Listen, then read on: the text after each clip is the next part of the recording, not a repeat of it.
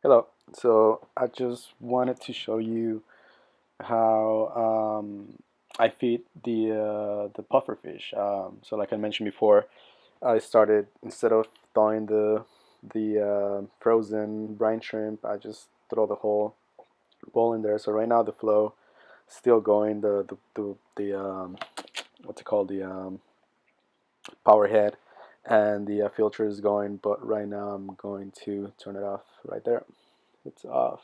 Uh, So yeah, basically, I'm gonna I'm getting the food ready, and usually what it does is that it floats on top of the water. Um, so I figured it doesn't always happen. Actually, I don't even know why. Ice is supposedly supposed to be less dense than water. That's why it floats. So maybe this particular part it's not as it's not as dense. I mean, it's actually denser than the water, so we'll see. So, so yeah, it's kind of like trained already to whenever it hears something, you know, splashing on the water, it just kind of gets curious and goes and and sees what it is, and I think he already knows his food because that's what he's been used to so far. So yeah, let's see. So right there, I'm just throwing the food. You can see some of it kind of um, falling down a little bit on the top, and you can see some particles already coming down. Um, so yeah, that's what I like about this one method of um, feeding, that it falls down slowly. When I used to basically thought the brine shrimp, it'll all just sink at the same time. So didn't like that since I only have one fish. So you can see right here, just gonna gets a little curious about it, and then let's see if he goes and eats it. Uh, Sometimes he gets. Oh, so what happened? Okay, so what happened in this case is that it didn't float, but you can kind of imagine what I was trying to tell you guys about. Still went for it though. Like the whole bowl is the whole little cube of ice is frozen. So it just when he bites it, he disintegrates it, um, and he just goes for it. He eats it from the floor and from everywhere. Um, but usually that's what happens. This is the one case where it didn't happen. I'm sure it'll happen again, and but it'll happen to you guys if you guys try it that way. But that's what like I said, that's what I like about that one way of doing it. It's just that stays on top, and then as he bites it, a little bit more will fall down, and a little bit more fall down, and even if he doesn't bite it, it'll if he doesn't goes for it and picks on it, it'll still like fall down slowly or slower than if I were to thaw it before and then throw it all in there. It'll be just kind of like a rain of brine shrimp, all of it falling together at the same time. And with this, like you can see right there, um, some of it stayed on top, so that one's falling down slowly. Um, and that's kind of what happens if it works out kind of like it usually does, where the little piece of ice stays on top, then it'll fall down like one or two at a time like that. And is he gonna go for it? I don't know. Sometimes he goes, sometimes he doesn't. I don't know why. Yep, he goes for it. So that's kind of what happens. So it gives basically the fish more time um, to kind of decide whether he wants to go for it or not, or kind of like, he gets curious about it and he tries to, he goes and inspect it first. And if you have like the whole thing falling down at the same time, it just kind of, I've noticed that it's just overwhelming for the fish. It just kind of backs up, and then eats it once it's on the floor. He'll go for it anyway, but I think that it's less waste if I do it that way, just because there's more of a chance that he'll eat the whole thing. He eats and I'm just gonna like talk out of my butt right now. I don't even know if it's a fact or not. I'm just calculating, but anywhere from 70% to 90% of the food that I put in there, which is pretty high. Um,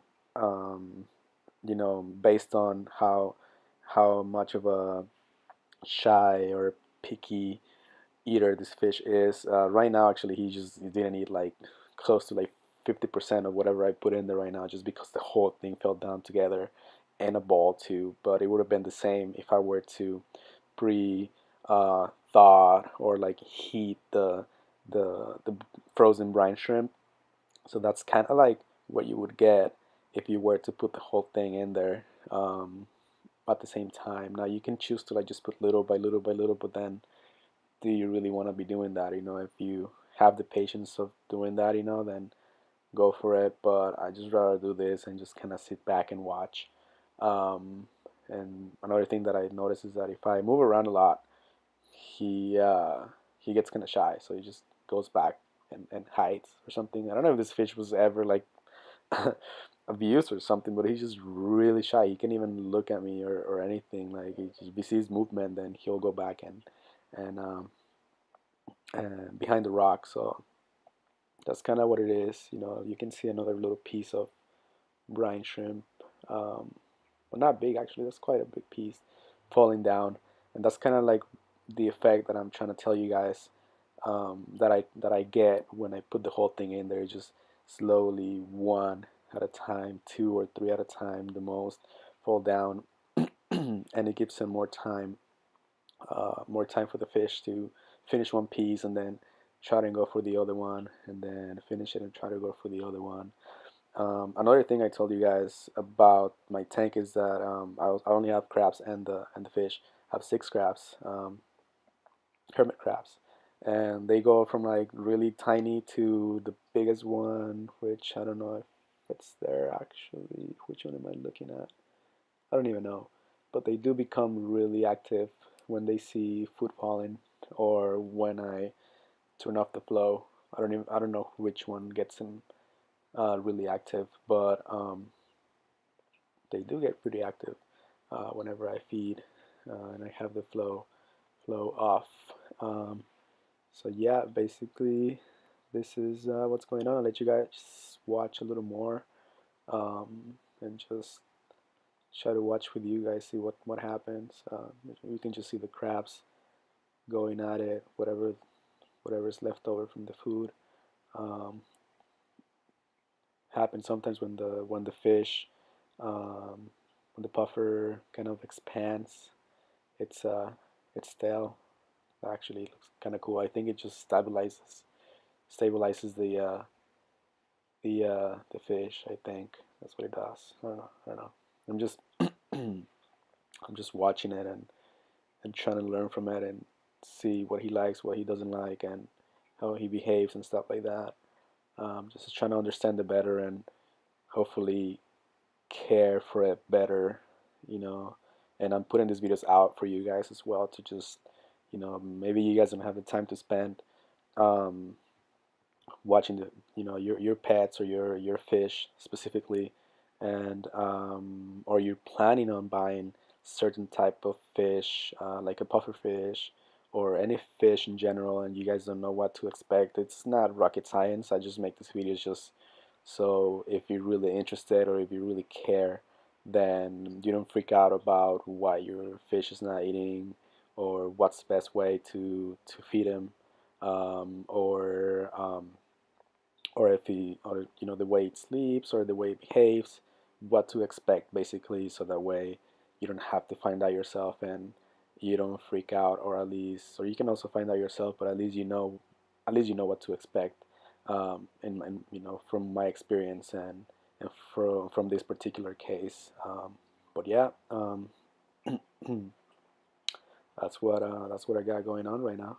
So if you have any questions or any comments, leave them down in the comment section. Um, I'll for sure answer them. And let me know if you have any other fish. Actually, I'm trying to add more fish. I don't know if you've seen my other videos, but I did mention that I want to get a bigger one. As big as I can get is just 12 gallon. This is a 6 gallon fish tank. The reason why is because in my apartment complex I can only have a 10 gallon, and um, they do check, they do come in and do um, check on the apartments every now and then just to make sure that everything works and stuff like that. But if they see a fish tank, they're gonna wonder how big it is. And I cannot lie, if I have like a 250-gallon tank and tell them, well, it's a for sure it's a 10-gallon tank, they're not gonna buy that. But if I have a 12-gallon tank, that is a long tank. Um, I was looking at the Mr. Aqua tanks. They're really long, and they look bigger than what they are, and it's only 12 gallons. So I was looking into buying one of those after this one, so that way I can at least lie about it and tell them that it's a 10-gallon tank. As soon as they see how skinny it is, it's long but it's skinny, I'll just let them know it's a 10-gallon tank or something, and I'll be okay. I'll get away with it. Um, Another reason is I might move away from this place.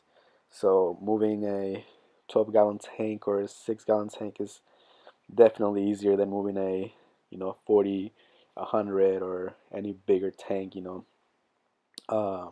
Specific, especially taking into account everything that comes with it. It's just not the tank; it's a sump. It's everything that goes um, to make that tank work. So that's what I have in mind, and I don't want to go higher than 12 gallons for now until I get a place where I'm gonna stay for a long, long time. Um, so I was thinking of getting at least two more fish if I do get the 12 gallon. Um, and I don't know. I've been looking around. I don't want to have. I don't want to buy a clown just because everybody has clowns. And I don't know. I want to get something that's challenging, but also that I'll be able to keep, and that I'll be able to have on the 12-gallon tank. I know every fish they recommend to have 30-gallon or more, but that's not possible. And I've seen them survive in smaller tanks, so that shouldn't be a problem, I think. And I've been doing really good with this one, so hopefully um, I'll be able to keep up with this puffer fish and maybe like two more fish, and hopefully that's all I put in there, because besides like crabs or maybe starfish or maybe coral and stuff like that. But other than that, I don't want anything else. But anyway, I'm making this video way too long. I just wanted you guys to see how this pufferfish behaves when he's being fed. He's just wandering around. Um, if you have questions, like I said earlier, let me know. I'm gonna go ahead and finish this video right now. Alrighty, thank you very much. Bye bye.